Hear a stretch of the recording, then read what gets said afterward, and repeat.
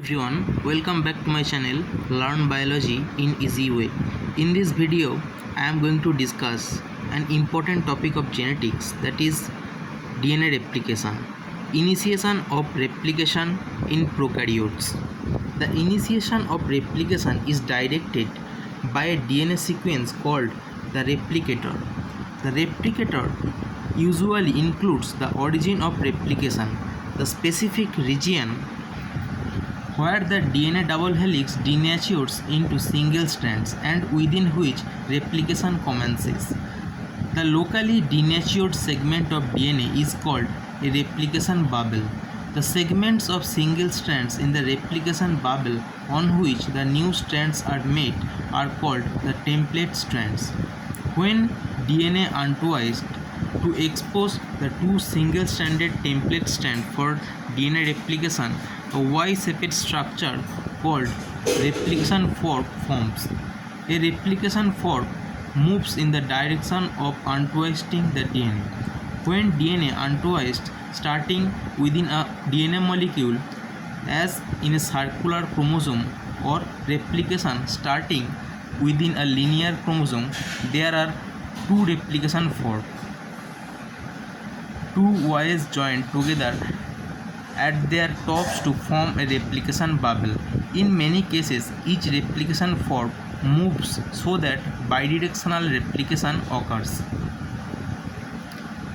The E. coli replicator is ODC, which spans 245 base pair of DNA and contains a cluster of 3 copies of a 13 base pair AT-rich sequence and 4 copies of a 9 base pair sequence.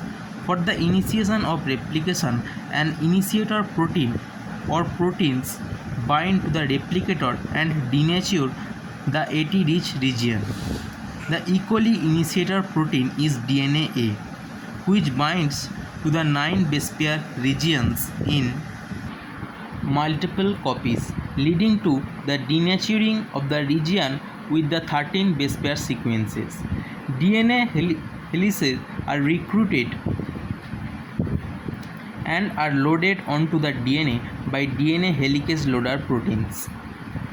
The helicases untwist the DNA in both directions from the origin of replication by breaking the hydrogen bonds between the bases. The energy for the untwisting comes from the hydrolysis of ATP. Next, each DNA helicase recruits the enzyme DNA primase, forming a complex called the primosome. DNA primase is important in DNA replication because DNA polymerases cannot initiate the synthesis of a DNA strand.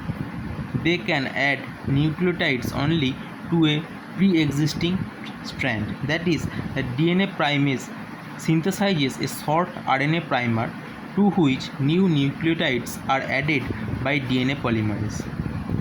The RNA primer is removed later and replaced with DNA. At this point, the bidirectional replication of DNA has begun. This is a diagram of initiation of replication in E. coli. The DNA A initiator protein binds to ODC and stimulates denaturation of the DNA. DNA helicases are recruited and begin to untwist the DNA to form two head-to-head replication forks. Thank you.